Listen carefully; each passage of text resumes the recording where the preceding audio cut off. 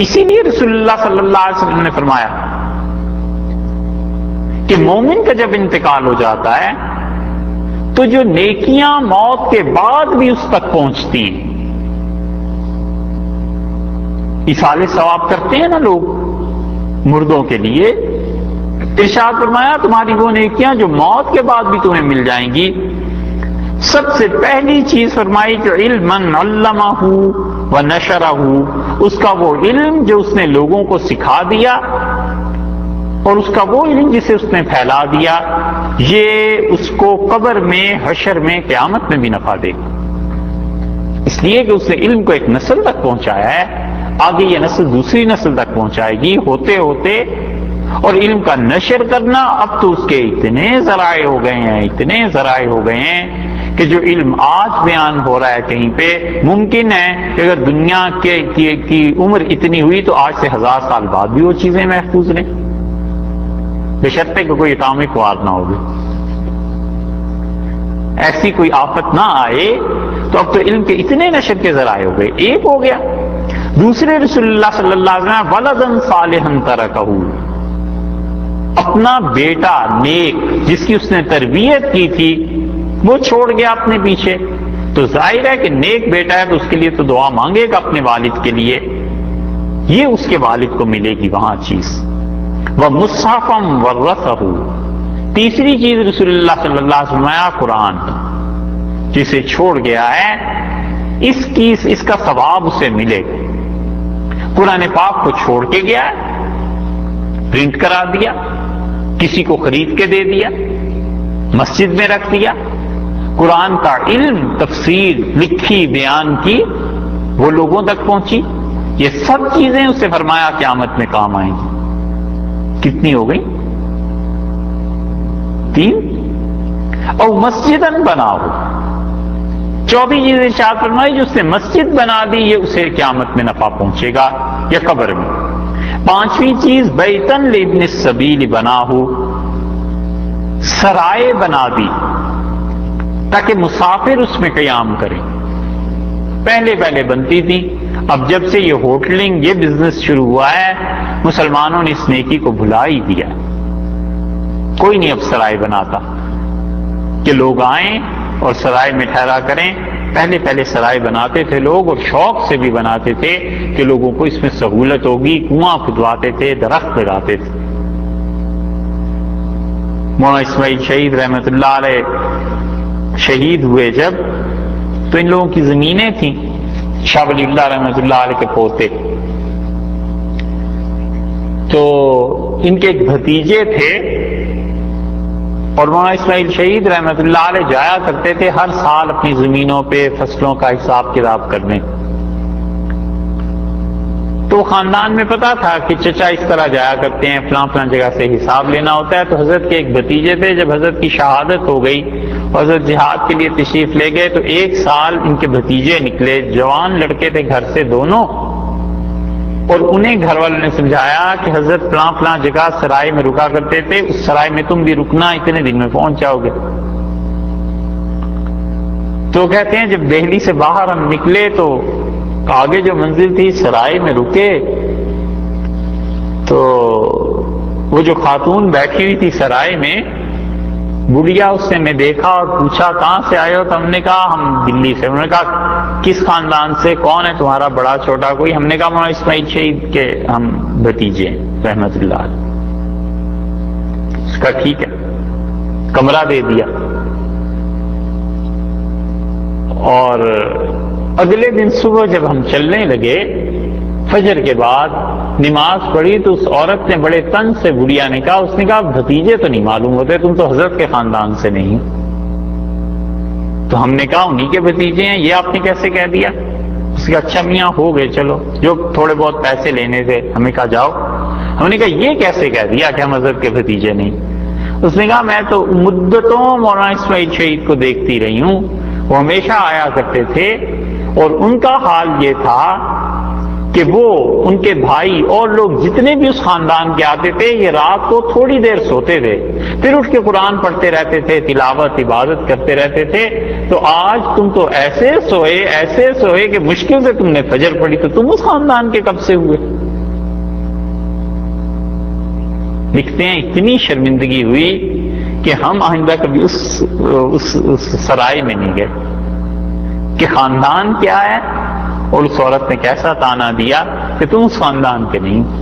تو ارشاد فرمایا کہ سرائے جو بنائے وہ او نہرن اجرا ہو، یا پانی کا کوئی ذخیرہ، کنواں، نہر، کوئی دریا، کوئی ایسی چیز کر دی، او صدقتن اخرجہا من مالی فی صحتہ و حیاتہ، اور رسول اللہ صلی اللہ علیہ وسلم جس نے اپنے مال کو خرچ کیا، اپنے مال کو نکالا، صدقہ کیا جب اس کی زندگی بھی تھی اور صحت بھی تھی.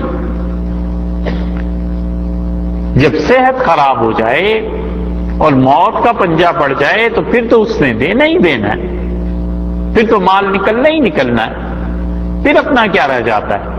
اس لیے ارشاد فرمایا کہ اپنی صحت، تندرستی اور زندگی میں جس نے مال دیا یہ چیزیں اسے ملیں گی.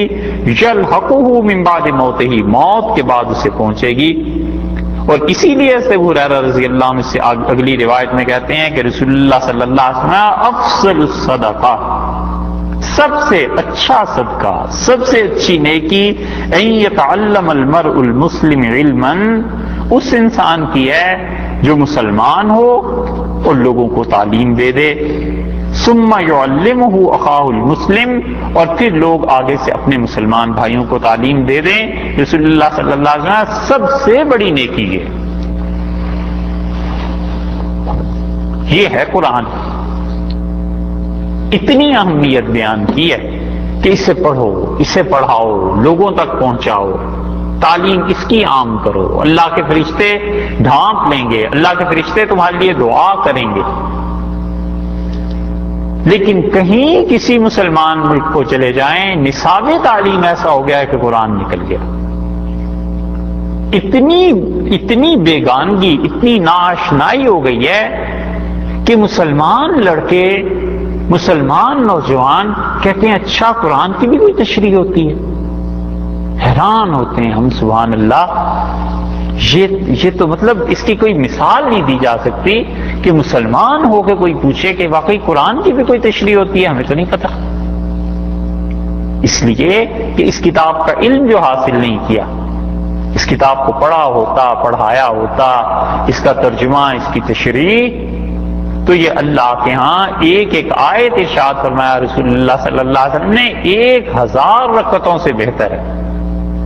بہت سے مل جائیں گے نفل پڑھنے والے، نفلی نمازوں پہ زور دینے والے، اور کہ یہ تعلیم کا کیا ہوا، قرآن کا کیا ہوا، اس سے کوئی نہیں.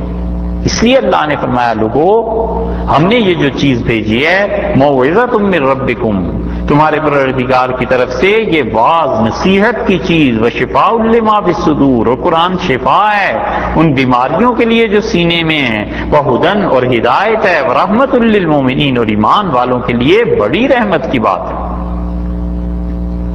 قل بفضل اللہ، آپ ان سے کہیے کہ اللہ تعالی کے فضل کے ساتھ، اللہ کی مہربانی کے ساتھ، وبرحمتہ، اور اس کی رحمت کے ساتھ. یہ دیکھو یہ آیت جو ہے نا یہ خود خدا کی کتاب ہونے کی دلیل ہے. سورہ یونس میں ایک یہ آیت اور ایک اس کے بعد آگے آیت آ رہی ہے. کوئی انسان سوال ہی پیدا نہیں ہوتا کہ ایسا کلام بنا سکتا.